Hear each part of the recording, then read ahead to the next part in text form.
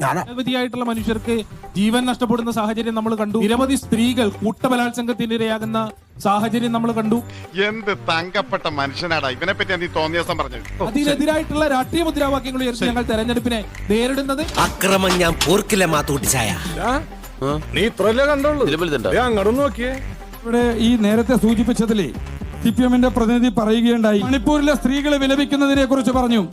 മനസ്സിലായില്ലേ? മുഖ്യമന്ത്രിയുടെ മടിശീല എന്ത് ചീലയാണെന്ന് വിശദീകരിക്കണമെന്നില്ല, അത് അദ്ദേഹത്തിന് അറിയാം. ഇതേ പാലക്കാട് ജില്ലയിലെ 20 കിലോമീറ്റർ അപ്പുറത്ത് വാളയാറിലെ 2 പിഞ്ചു പെൺകുട്ടികളെ പിച്ചി ചീന്തി കെട്ടിത്തൂക്കിയതിനെ കുറിച്ച് യാതൊരു മിണ്ടാട്ടവും ഇല്ലാതിരുന്ന ആളുകൾ. എനിക്ക് സന്തോഷം, സങ്കടം, ദേഷ്യം ഇതൊക്കെ വരുമ്പോ സംസാരിക്കാൻ ലേശം ബുദ്ധിമുട്ടുണ്ട്.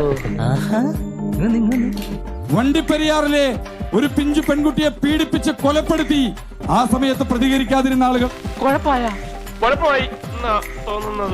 ആംബുലൻസിനകത്ത് ഒരു പെൺകുട്ടിയെ കോവിഡ് രോഗിയെ പീഡിപ്പിച്ച സമയത്ത് പ്രതികരിക്കാതിരുന്ന ആളുകളാണ് ഇപ്പോ സ്ത്രീത്വത്തെ കുറിച്ചൊക്കെ പറയുന്നത്. നമ്മള് കണ്ടിട്ടില്ല, കാണാത്തത് ഉണ്ട് എന്ന് നമ്മൾ വിശ്വസിക്കൂല. റോസപ്പ് പോലുള്ള കവിള എനിക്ക് കൊതിയായിട്ട് പാടില്ല.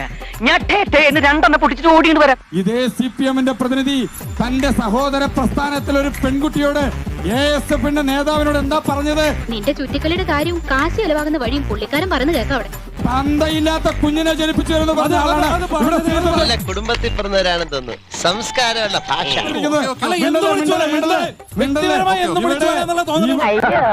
പച്ചവെള്ളം ചവച്ചു കുടിക്കണ പഞ്ചപാവം അങ്ങോട്ട് ഇറങ്ങിയില്ലടേ. മഹാരാജാസ് കോളേജിലെ പഠിപ്പിച്ച അധ്യാപകന്റെ പ്രിൻസിപ്പളിന്റെ കസേര കത്തിച്ച ആളുകളാണ് ഇവരാണ് ഇവിടെ സ്ത്രീത്വത്തെ കുറിച്ച് ഘോരഘോരം വിളമ്പാനായിട്ട് പോകുന്നത്. ഇവൻ ആരാ മോനെന്ന് എനിക്കറിഞ്ഞൂടെ?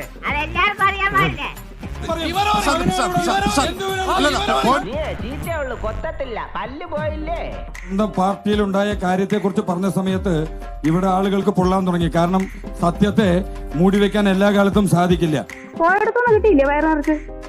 നിനക്ക് സംതൃപ്തിയായിട്ടാ ചതിയോ? എങ്ങനെയുണ്ട്? എന്നാ ഞാനോട് വിട വാങ്ങട്ടെ തമ്പി സാർ.